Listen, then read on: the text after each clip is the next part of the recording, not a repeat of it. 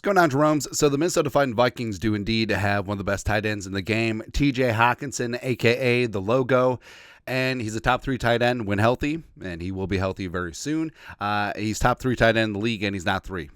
Not saying, I'm just saying. Of course, he comes from the crucible of tight ends, the tight end factory of Iowa, which, I don't know, man. Like, I feel like, well, first off, find you someone who looks at you like TJ Hockenson looks at Noah Fant, but I feel like with Hockenson and Fant, like they should have averaged more than 3 points a game. But that's Iowa. Iowa football. Get some. There you go. But also, PFF, of course, frenemies of the Vikings. They did up a 2025 NFL draft, one offensive player to watch for all 32 NFL teams. And the Vikings apparently went to the well again. Another Hawkeyes tight end to pair up with their other Hawkeyes tight end, TJ Hockenson, and Luke Lachey from Iowa. This is what PFF wrote. Yes, the Vikings have TJ Hockenson. No, this isn't a move to replace him. We're setting up an impressive and impactful 2 tight end offense that can complement wide receiver Justin Jefferson and Jordan Addison. Adding Lachey, who would have likely been a top 100 pick in 2023 had he not broken his ankle early in the season, would make for a legit heavy personnel group from which Minnesota could run or pass. I thought that they were going to say heavy package. But this is basically the Josh Oliver argument that we made, where, hey, you can take the field with 12 personnel, 1 running back, 2 tight ends, 2 wide receivers, and if the other team comes out in base defense, you throw. If they come out in sub package, you run. And you could have a lot of fun with that, especially when both your tight ends are viable. And, the Vikings, frankly, have one of the deeper tight end rooms in the game. You got Josh Oliver, the mountain of a man, in year 2 of his 3-year, $21 million contract. Now, I know the people piss and moan about his contract, but he's a blocking tight end. And that's what the Vikings brought him in for, and hopefully they can utilize him more in 2024. Then you got Johnny Munt and Robert Tonyan vying for the receiving tight end work with Hockenson up on blocks, Nick Muse come back from surgery, etc. So the Vikings tight end room is pretty damn good. But Luke Lachey is interesting, so let's talk about him today. Background, 23 years young, is going to be 24 next June, so he's going to be a little bit older of a rookie coming in. He's 6'6", 253.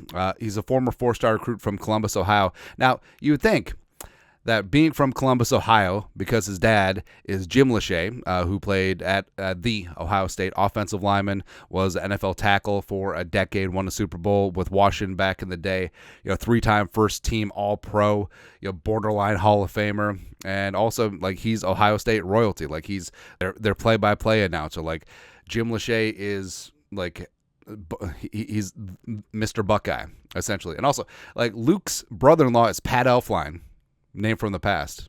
There you go. But what's interesting is that even though they had Lachey in their backyard, and Lachey was a 3-sport star, basketball might have been his best sport, Ohio State apparently never offered him. Isn't that wild?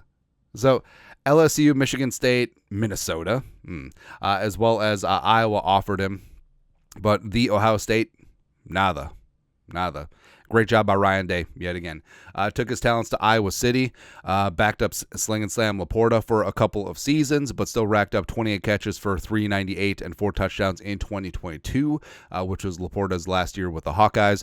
And like I said, like, he put up very solid numbers despite being in a garbage offense. I guess that's what happens when your kid isn't a good OC. It's weird, man. Bad quarterback play, and also like we said, splitting work. But Iowa was and is running out of a lot of heavy packages as it is. And then last year, Lachey and Eric All, who ended up being a 4th-round pick in 2024 by the Bengals, split time. And Lachey unfortunately only played 3 games before he had that right ankle injury versus Western Michigan. Eric All also didn't fare much better. He tore his ACL mid-season as well, but he decided to come back for his 5th season. Even though if he would have declared for the draft, I think Lachey probably would have been a day 3 pick, but looking to freshen up that draft status. And Lachey, so he's got prototypical size, like I said, 6'6", 253. He's got the NFL pedigree, which teams and scouts do take to heart. Solid movement ability. Even though it's Iowa, like, he does run a full route tree. It isn't just like pops and dump offs and stuff like that. He is a threat vertically and down the seam. he does have some crossover and skill set with Sam Laporta. You could say like he's a diet version of Sam Laporta. I think that's fine. But very good ball skills when it's up in the air. Could be a jump ball type dude. He's a plus run and pass blocker. Does need some refinement, but I mean, all tight ends coming into the league do. Does have that basketball athleticism. Like I said, frankly, like basketball might have been his best sport.